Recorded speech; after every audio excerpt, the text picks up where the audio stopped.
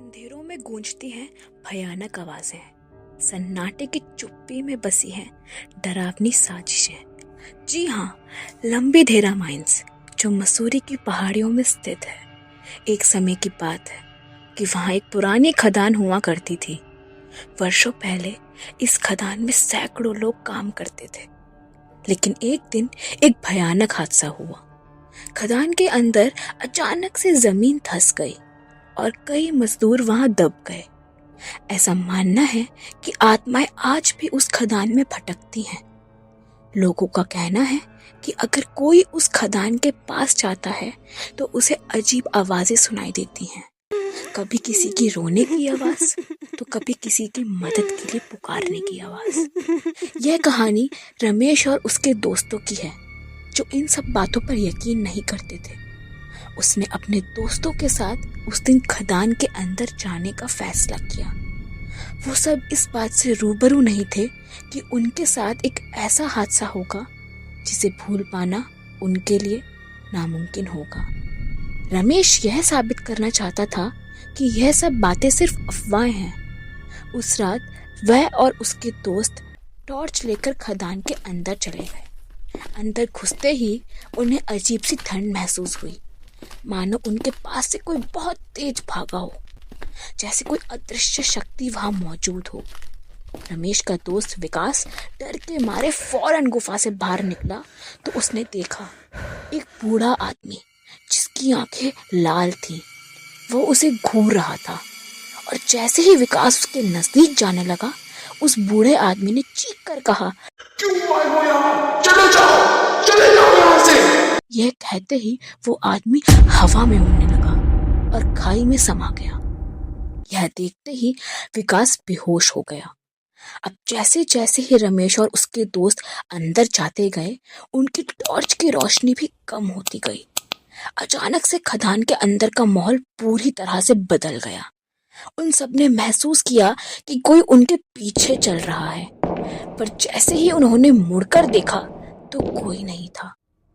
डर के मारे वो भागने लगे, लेकिन खदान का रास्ता मानो खुद ब खुद लंबा होता जा रहा था। अंधेरे के अलावा उन्हें कुछ दिखाई नहीं दे रहा था। रमेश ने महसूस किया जैसे कोई भारी शक्ति उसके कंधों पर बैठी हुई है और उसके कान के पास फुसफुसा रही है। यह सुनते ही रमेश के होश उड़ गए और वो डर के मारे और तेज भागने लगा। अचानक से उन्होंने एक सफेद रोशनी देखी जो गुफा के अंदर से नजर आ रही थी। जैसे ही उस रोशनी के करीब गए, उन्होंने वहां एक रोती हुई औरत को देखा। उसकी रोने की चीखें इतनी तेज थी कि रमेश और उसके दोस्तों के कान से खून आने लगा। और जैसे ही रमेश उस औरत के करीब जाता है, वो अचानक से गायब हो जाती है। जैसे ही रमेश थोड़ा आगे बढ़ता है तो वहां जो दृश्य वो देखता है, उसको देखकर उसके होश उड़ जाते हैं। वहां उसी गुफा के एक कोने में कुछ ताश के पत्ते बटे हुए थे, जिन्हें रमेश और उनके दोस्त अपने साथ लाए थे। ये देखते ही सबकी डर के मारे हालत खराब हो जाती है, क्योंकि यह सब कोई सपना नहीं बल्कि वो अपनी खुली आंखों से देख रहे थे। कुछ समय बीतने के बाद उन्हें अपने दोस्त विकास की आवाज सुनाई देती है, रमेश, यह सुनते ही उन सब चेहरे पर एक मुस्कुराहट आ जाती है और रमेश और उसके दोस्त विकास की आवाज का पीछा करने लगते हैं। अचानक से रमेश को विकास नजर आता है और कहता है, चलो काफी समय।